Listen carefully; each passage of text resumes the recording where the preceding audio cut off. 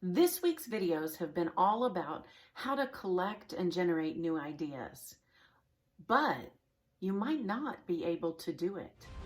Today, I'm going to tell you why and how to fix the problem.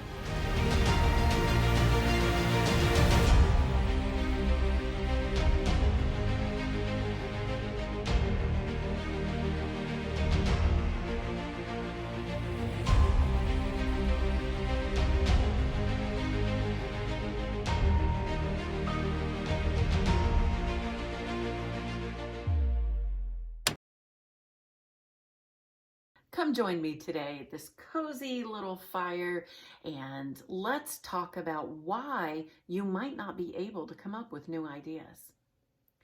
You know, this channel, as I always say, is for busy people who are writing in the margins of their life.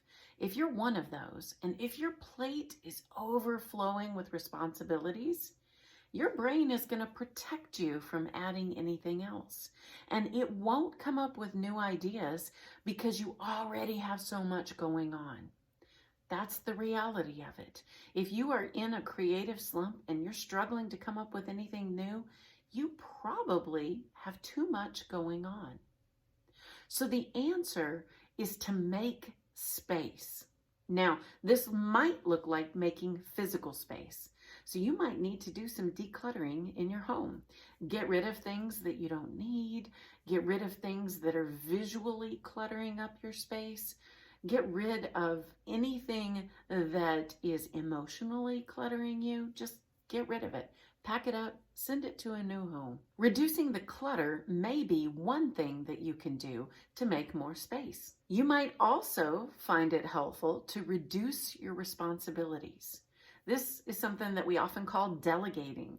So if somebody else can do it for you, maybe you should ask them to do that or hire them if you have the means to do that. You can be just as cluttered with responsibilities as you can be with stuff. And so look at all the things that you're responsible for right now, today, in this season of life. Are there some of those that other people could do? I bet there's some.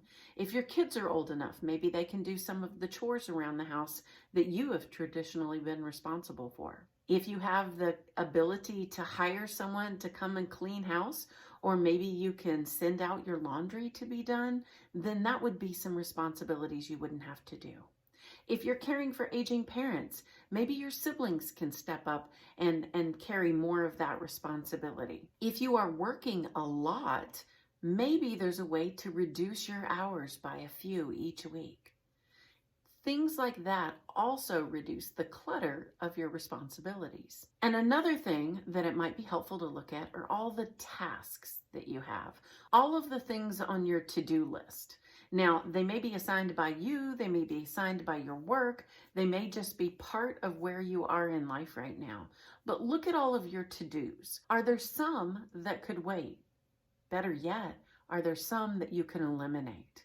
You know, I like to knit. It was a fun hobby for a while, but right now in this season of life, I just don't have space for it.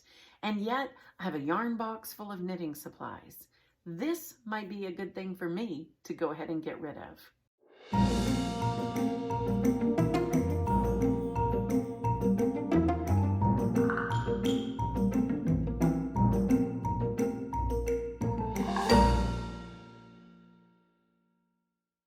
Getting rid of all those knitting supplies does several things.